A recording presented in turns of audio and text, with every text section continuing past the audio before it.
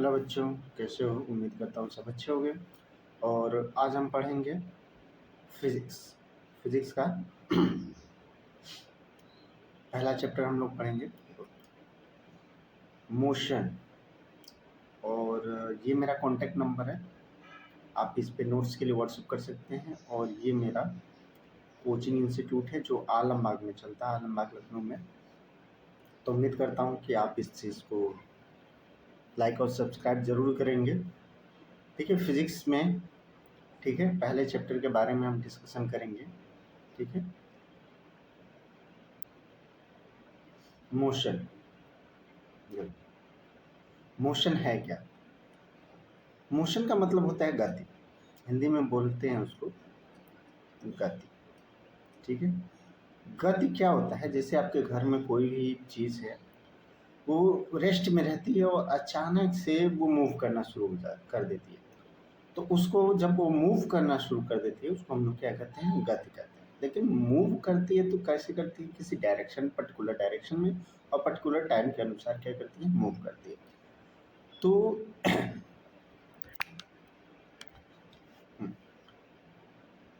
देखिए, उससे जब मोशन में हम देखेंगे, ठीक है, रेस्ट एंड मोशन।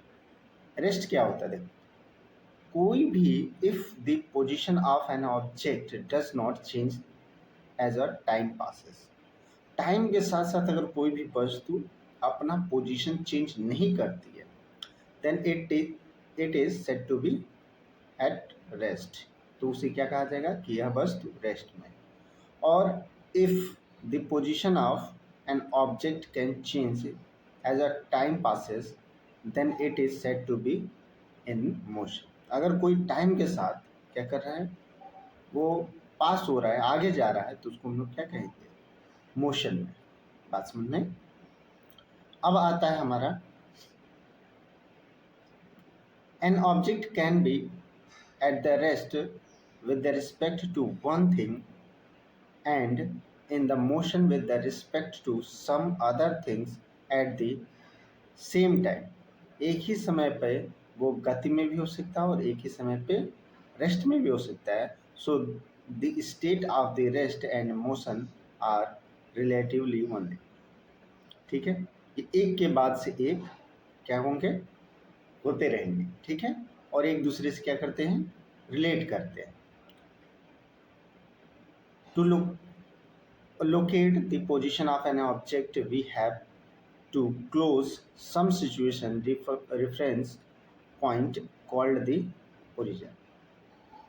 यानी कि ओरिजिन का मतलब ये होता है कि जब कोई ऑब्जेक्ट जहाँ से वो मूव करना शुरू कर रहा है या जहाँ से दूसरी जगह जाने के लिए प्रयत्न कर रहा है, तो इसको हम लोग बोलेंगे क्या? ओरिजिन। ठीक है, और इसको हम लोग एक और चीज बोलते हैं इनिशियल पॉइंट। इनिशियल पॉइंट, और जहाँ पे वो पहुँचता है उसको बोलते हैं फाइनल पॉइंट। ठीक है, बात समझ में? तो कोई भी ऑब्जेक्ट मोशन में कब कहलाएगी? जब वो अपना पोजीशन क्या करेगी? पोजीशन, यानी कि जब वो पोजीशन अपना क्या करेगी? पोजीशन चेंज करेगी। किसके साथ? टाइम के साथ।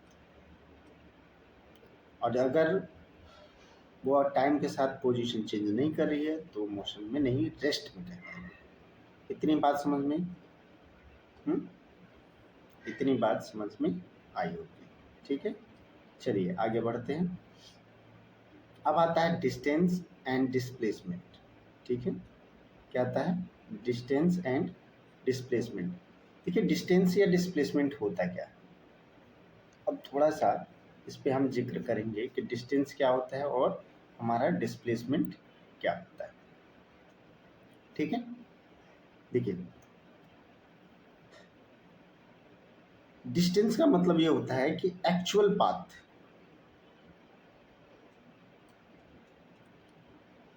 एक्चुअल पाथ, और दूसरा होता है शॉर्टेस्ट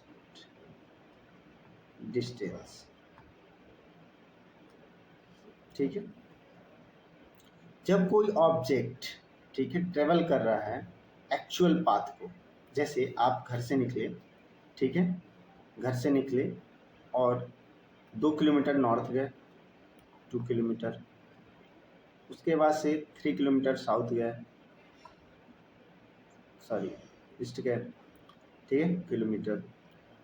अब यहाँ से अगर डिस्टेंस पूछा जाए, डिस्टेंस क्या हुआ बच्चे, तो बताओगे डिस्टेंस सर हुआ 2 + 3 = 5 किलोमीटर।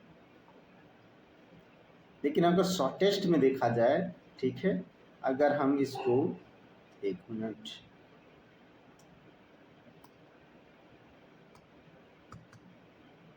देख, अगर शॉर्टेस्ट में देखा जाए तो ये इसकी क्या है, शॉर्टेस्ट पॉइंट है। तो ये जो कहलाएगा, ये जो कहलाएगा, ये कहलाएगा शॉर्टेस्ट डिस्टेंस। और इसको, ठीक है, कैसे निकालते हैं, पाइथागोरस थ्योरम से निकालते हैं। तो ये कहीं ना कहीं, ठीक है, 5 किलोमीटर से कम की दूरी होगी, या तो 4 किलोमीटर 3 दशमलव समथिंग आएगा, ठीक है। तो ये जो डिस्टेंस होगा वो क्या कहलाएगा हमारा, यही डिस्टेंस, यानी कि ए से बी और सी, तो ए टू, ठीक है, सी का जो डिस्टेंस होगा वो डिस्प्लेसमेंट कहलाएगा, ठीक है। और डिस्टेंस क्या कहलाएगा, डिस्टेंस कहलाएगा ए बी और प्लस सी डी का जो डिस्टेंस होगा वो क्या कहलाएगा, डिस्टेंस कहलाएगा। तो अब बात समझ में आई। एक्चुअल पाथ को हम लोग क्या कहते हैं, एक्चुअल पाथ को हम लोग कहते हैं डिस्टेंस, और जो हमारा शॉर्टेस्ट डिस्टेंस होता है उसको हम लोग कहते हैं डिस्प्लेसमेंट, ठीक है। इतनी बात हमारी समझ में आई होगी। अब चलो देखते हैं।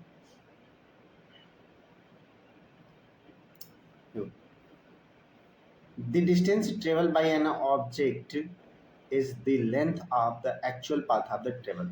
क्या बोला हूँ, actual path, by an object during the motion. Motion के समय जब कोई ऑब्जेक्ट को क्या किया जाता है, एक्चुअल पाथ कवर किया जाता है, जैसे अभी बताया था ना, ये वाली, ठीक है, ए बी, तो ये 2 किलोमीटर और ये 3 किलोमीटर, तो कितना हो गया, ए बी सॉरी सी ये होगा।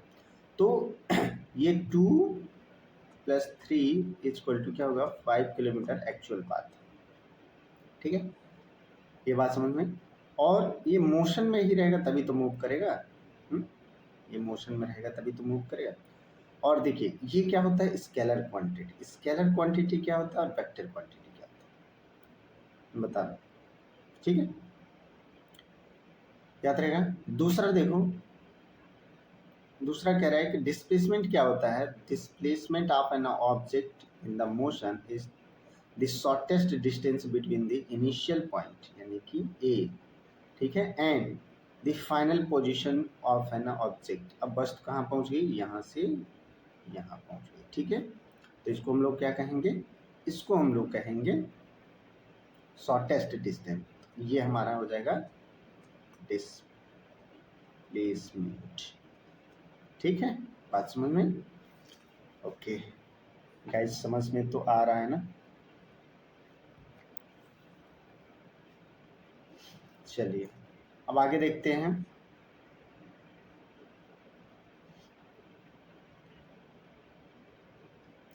The distance traveled by an object in the motion can never be zero और नेगेटिव। देखो एक चीज याद रखना, डिस्टेंस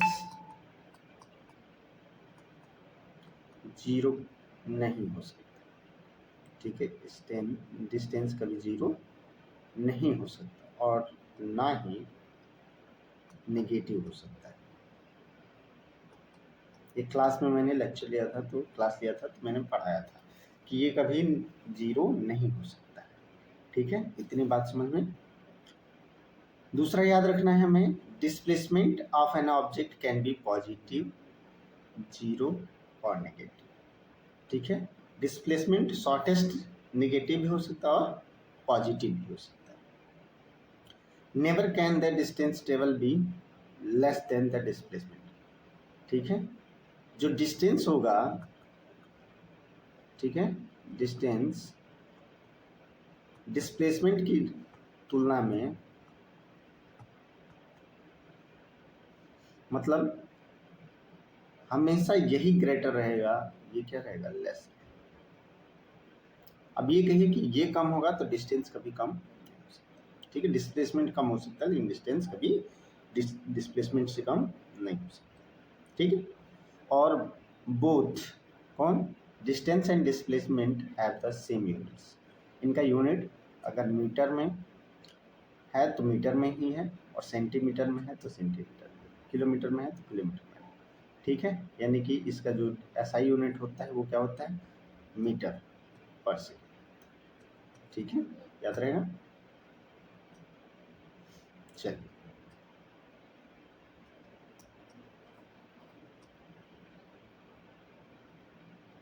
अब आई थिंक इतना समझ में आया होगा। इरेज कर देते हैं ताकि आप लोगों को दिक्कत ना हो। ठीक है, समझने में, ठीक, ओके। चलिए नेक्स्ट हम देखते हैं।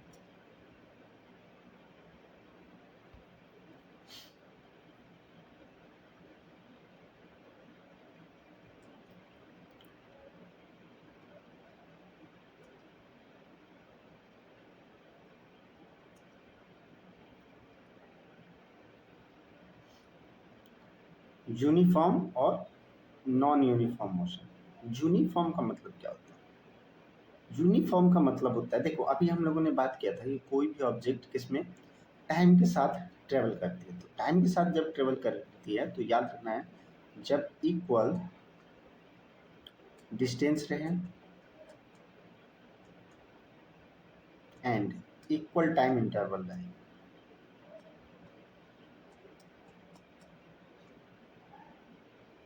ठीक है, तो वहां पे क्या हो जाएगा हमारा यूनिफॉर्म। और नॉन यूनिफॉर्म में क्या होगा, डिस्टेंस अलग होगा, टाइम डिस्टेंस सेम होगा लेकिन टाइम अलग अलग होगा। डिस्टेंस क्या होगा, सेम होगा बट टाइम क्या होगा, अलग अलग नहीं होगा। तो वहाँ पर क्या हो जाएगा, डिस्प्लेसमेंट होगा, वो क्या बोलते हैं, नॉन यूनिफॉर्म हो जाएगा। तो यूनिफॉर्म का मतलब क्या होता है, equal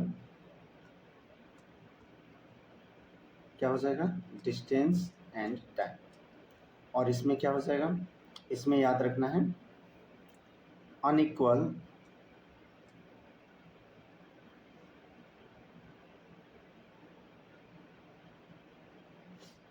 unequal distance plus time equal. तो यहाँ पर क्या होगा हमारा नॉन यूनिफॉर्म। आओ नीचे पढ़ लेते हैं। An object is said to be in uniform motion if it travel equal distance. देखो बताया हमें, इक्वल डिस्टेंस और क्या होगा, equal time, equal interval of time. ठीक है, क्या हो जाएगा, इक्वल इंटरवल ऑफ टाइम। ठीक है, ओके, कोई डाउट। अब देखो दूसरा क्या है, दूसरा दिया है an object is said to have non-uniform motion if it travel equal distance in equal intervals of time। देखो अनइक्वल डिस्टेंस, ये बताया हमने, अनइक्वल डिस्टेंस होगा और टाइम क्या होगा, इक्वल्स। तो वहाँ पर हमारा क्या होगा, नॉन यूनिफॉर्म होगा। और दोनों का एसआई यूनिट क्या हमने बताया, दोनों का एसआई यूनिट सेम ही रहे। अब आता है स्पीड। स्पीड क्या होता है बच्चे, देखो स्पीड इक्वल टू होता है डिस्टेंस अपन टाइम। ठीक है, तो इसको डिफाइन अगर किया जाएगा तो speed of the body is defined as the distance travel by an by the body या ऑब्जेक्ट इन यूनिट टाइम। किसी एक दिए हुए पर्टिकुलर समय में जब कोई भी ऑब्जेक्ट एक डिस्टेंस को ट्रेवल करती है तो उसको हम लोग क्या कहते हैं, स्पीड। इसका एसआई यूनिट जो होता है बेटा वो होता है मीटर पर सेकेंड, और जो फार्मूला होता है speed equal to distance upon में टाइम। ठीक है, दूसरा जो चीज़ होती हैं देखो, it is distance travel by an body is the time T, its speed v it is given as, अगर ऐसे होगा तो इसको हम लोग ऐसे शो करेंगे, ठीक है। स्पीड ऑफ एन ऑब्जेक्ट या body is a scalar quantity, ठीक है। स्पीड किधर स्केलर, देखो स्केलर और वो वेक्टर समझ लो। स्केलर क्या होता है, पहले स्केलर का मतलब होता है केवल मेजर करना, तो जिसको केवल आप मेजर कर सकते हो वो स्केलर होता है। इसमें डायरेक्शन नहीं होता है, मैग्नीट्यूड नहीं होता है।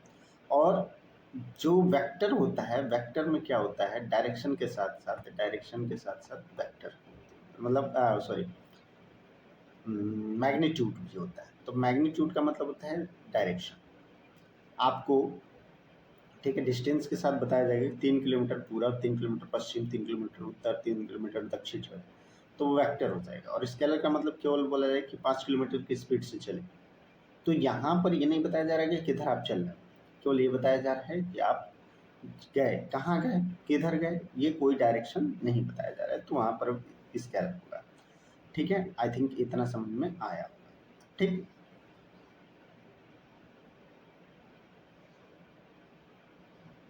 ठीक है, थोड़ा सा रफ कर दें ताकि आप लोगों को और अच्छे से दिखे ये। हाँ, ओके। अब आ जाते हैं हम लोग आगे बढ़ते, देखो if the body cover equal distance in equal interval of time, तो however small the interval may be, then it is said to have uniform speed। देखो इसमें भी क्या होता है, यूनिफॉर्म स्पीड और नॉन यूनिफॉर्म स्पीड होता है, ठीक है। जैसे अभी यूनिफॉर्म मोशन और नॉन यूनिफॉर्म मोशन पढ़े हो, सेम एज इट इज होता है। तो जिसमें इक्वल, इसमें क्या याद रखना है, इक्वल डिस्टेंस प्लस टाइम अगर होगा तो वहाँ पर क्या होगा, वहाँ पर हमारा, ठीक है, वहाँ पर हमारा यूनिफॉर्म होगा, ठीक है। क्या होगा, यूनिफॉर्म होगा। और जब हमारा अनइक्वल डिस्टेंस ट्रेवल कर हो, यानी कि अनइक्वल डिस्टेंस हो और प्लस टाइम, तो उसको हम लोग क्या कहेंगे, नॉन यूनिफॉर्म, ठीक है, याद रहेगा। For the body moving with the non uniform speed we describe the rate of the motion in the term of their the average speed। और एवरेज स्पीड इक्वल टू क्या होता है, टोटल डिस्टेंस अपन में total time take. I think इतना समझ में आया होगा। इसके आगे का जो है वो कल हम लोग स्टडी करेंगे, नेक्स्ट वीडियो में हम आपको बना के, ठीक है, दे देंगे। ओके, समझ में आया तो कमेंट जरूर करना। Thank you, have a nice day.